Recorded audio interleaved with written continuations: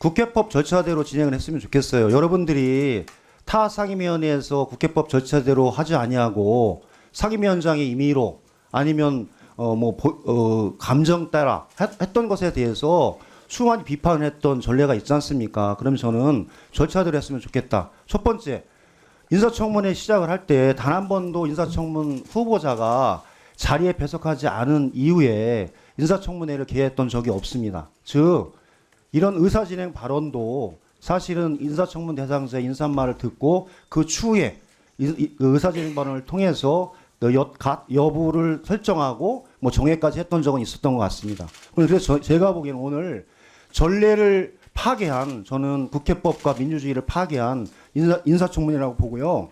자료 제출 여부에 대해서 말씀해 주셨는데 26가지 자료 제출 요구를 했지 않습니까? 그 중에 추가적으로 미제출 자료에 대해서 얘기를 했는데 26개 중에 19가지는 제출 가능으로 얘기를 했고 순차적으로 제출을 하고 있어요.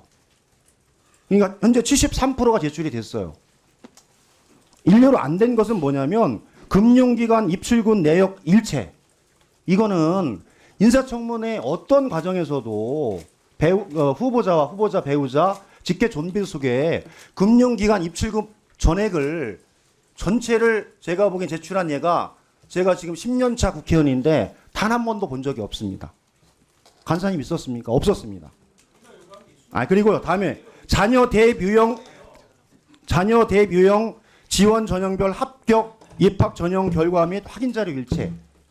이런 경우는 사실은 개인정보에서도 대입 전형 자료를 그 심사와 내용에 대해서 국회에 제출했던 적이 단 한 번도 없습니다. 즉 국민의힘이 제출하지 않았다는 내용의 대부분이 이런 겁니다. 한마디로 도저히 제출할 수 없는 개인정보 그리고 대상자가 아니라 자녀들의 인격과 이것을 침해하는 행위이기 때문에 좀 가려서 자료 제출을 요구를 하고 청문회를 진행을 하면서 추가적으로 필요한 것이 있을 때는 제가 보기엔 제출을 받아서 청문회를 계속했던 예가 전 기획재정회와 다른 상임위원회의 예였다. 그래서 제출할 수 없는 자료를 요청을 하면서 청문회를 거부하는 행위는 수용할 수 없다라고 봅니다. 두 번째는 이해원 후보자는 국민의힘에서 3번 공천을 받아서 서초구민들이 확인해 줬어요. 2번 공천을 받았어요. 저는 국민적인 검증과 내용들이 진행이 됐었고 그 후보자에 대해서 더불어민주당이 장관 후보자로 제청한 것에 대해서 저는 조금 더 심려 있게 고민해 주시고 국민통합과 같이 해나가는 방향에서 검토해 주길 부탁드리고 정상적으로 이해원 후보자가 이 자리에 나와서 청문회가 진행될. 네, 또 의사진행 발언하실 분 있습니까? 예, 박수민 의원님. 예, 위원장님, 국민적으로 반포 원 펜타스 청약이 부정 청약이냐, 이게 정상적인 청약이냐 관심이 많습니다. 근데 안타깝게도 원 펜타스 청약 점수를 어떻게 계산해서 냈는지 자료 도착하지 않았습니다. 그리고 원 펜타스 이게 80억 가까이 되는 아파트인데요. 35% 지분이 이해훈 후보자에게 양도되었습니다. 이걸 증여한 건지 양도한 건지 증여세 신고 내역 요청했는데 도착하지 않았습니다. 파악할 수가 없습니다. 질문할 수 없습니다.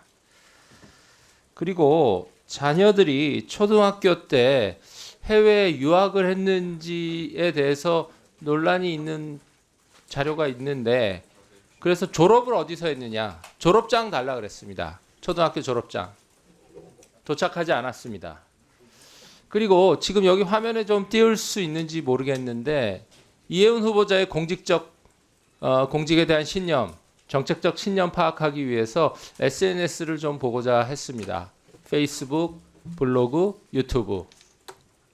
지명 받자마자 전체 삭제했습니다. 예, 이 상태로 공직 후보자가 지금 3선 의원까지 하셨고 굉장히 그동안 많은 발언들을 했습니다. 예, 그런 부분에 대해서 일관성을 좀 체크하고자 했고, 자, 진영을 바꿔서 갔을 때 그것을 어떻게 소신을 유지하시고 펼치실지 좀 알고 싶었는데 SNS 전체를 봉쇄했습니다. 예, 심각히 항의드립니다. 이 점 교정해 주시고 그래야 검증 가능하다고 생각합니다. 이상입니다. 예, 정일영 의원님. 네, 정일영 의원입니다. 저는 오늘 인사청문회가 뭐 조금 조건 부대적인 의견 붙었지만 오늘 인사청문회가 개최되는 걸로 우리 의원회에서 의결됐지 않습니까? 근데 위원장님이나 또 우리 국민의힘에서 오늘 인사청문회를 이렇게 보이콧하고 안 하신다는 그 이유를 진짜 모르겠어요. 정말 진짜 안 하시려는 건지 어떤 정치적인 목적이나 의도를 가지고 그러시는 건지 전 이해가 되지 않습니다.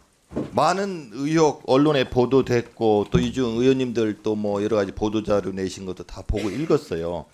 국민들이 궁금해하시지 않습니까? 그 의혹이 진짜 문제가 있는 건지 없는 건지 그걸 인사청문회에서 밝혀야 되지 않습니까? 그렇습니다. 예, 그러니까 인사청문회를 열어야죠. 국민들이 궁금해하시는 걸 이 자리에서 밝혀야 되지 않습니까?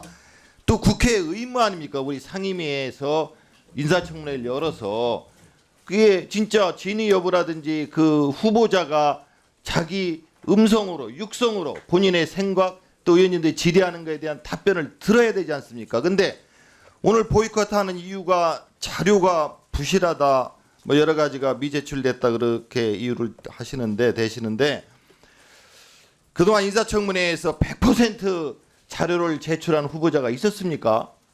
전에 윤석열 정부 때도 많은 후보자들이 제대로 제출을 안 했고 또 이 추가 제출 18개도 어제 밤에 또 왔잖아요. 이렇게 나름대로 후보자가 성의 있게 제출을 했는데 그럼 이걸 가지고서 인사청문회를 열어서 미진한 것은 후보자한테 직접 묻고 따지고 확인하고 그래야 되지 않습니까? 무조건 뭐 개인정보라든지 본인 후보자가 어려서 제출 못하는 그런 자료를 몇 건을 가지고 이거 부실하다 인사청문회 못 열겠다 그러면 국민들은 어떻게 생각하시겠습니까? 진짜 우리 국민의힘에서는 인사청문회를 열지 않으시려고 그러는 거예요. 정말 저는 이해가 되지 않습니다. 왜냐하면은 열어서 자료가 제출 안 된 거는 따지고 서면 질의에 대한 답변도 부족한 게 있지 않습니까? 그것도 좀 질의를 하시고 확인을 해야죠. 그게 국민에 대한 우리의 의무고 국회의원으로서의 책무라고 저는 생각을 합니다. 그렇기 때문에 오늘 여러 가지 뭐 완벽한 자료 제출은 되지 않았다 손 치더라도 청문회는 바로 개최가 돼야 된다고 봅니다. 그래서 질의하고 따지고 확인하십시오. 국민을 대신해서 저도 확인할 게 있어요. 따질 것도 있고. 그러니까 이 인사청문회를 정말 안 여시려는 거예요? 그럼 국민의 입장에서 어떻게 생각하시겠습니까? 개최를 촉구합니다. 이상입니다. 흥분하지 마시고요. 정일영 의원님.